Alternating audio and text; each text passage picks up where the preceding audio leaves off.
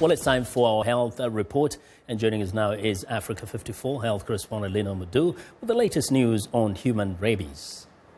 A new framework to eliminate human rabies and save tens of thousands of lives each year has been launched by the World Health Organization, the World Organization for Animal Health, the Food and Agriculture Organization of the United Nations, and the Global Alliance for the Control of Rabies. The new structure calls for 3 key actions: making human vaccines and antibodies affordable, ensuring people who get bitten receive prompt treatment, and mass dog vaccinations to tackle the disease at its source. Tens of thousands of people die from rabies each year, and worldwide, 4 out of every 10 people bitten by suspected rabid dogs are children under age 15. In Asia and Africa, human vaccination is not always affordable. The new framework emphasizes prevention through vaccinating dogs, whose bites cause 99% of all human rabies cases. Rabies kills tens of thousands of people every year, mainly in remote, rural areas of Asia and Africa. Death from rabies is horrific and agonizingly painful. Every single one of these deaths could have been prevented. Well over 95% of human rabies cases result from the bite of a rabid dog. Vaccinating at least 70% of the dog population breaks the cycle of transmission in dogs. Rabies elimination is feasible, it's possible, and it is affordable. And while vaccinating dogs will be key in the new approach, observers say the elimination of rabies will not be possible without more widely available human vaccines. We turn now to malaria. New estimates from the World Health Organization show a significant increase in the number of countries moving towards malaria elimination. The World Malaria Report 2015 indicates that more than half of the 106 countries with malaria in 2000 have achieved significant reductions in new malaria cases by 2015. Dr. Pedro Alonso is Director of Global Malaria Program at the World Health Organization. Every year, the World Health Organization publishes its World Malaria Report,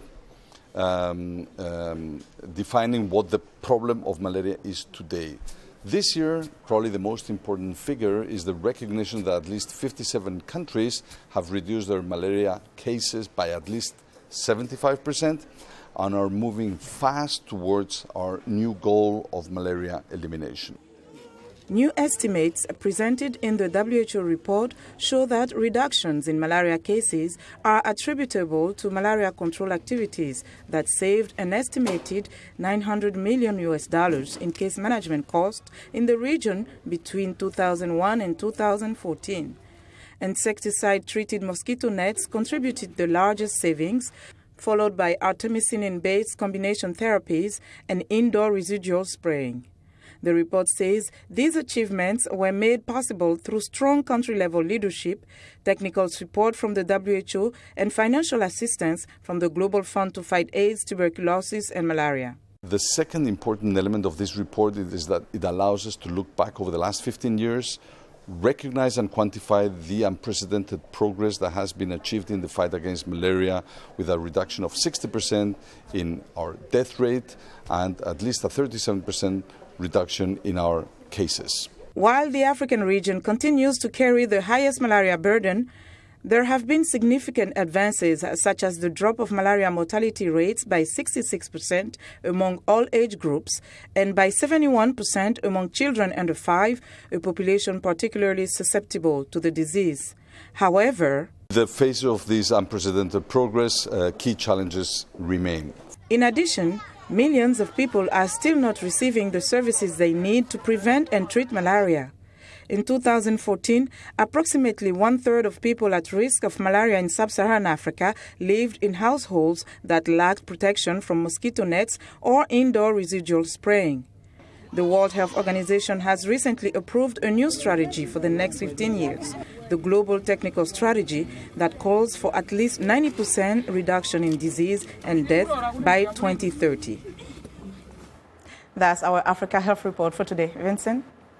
Well, thanks a lot, Linord. And I'll be sure to watch Linord Moudou's health reports every Tuesday and Thursday right here on Africa 54.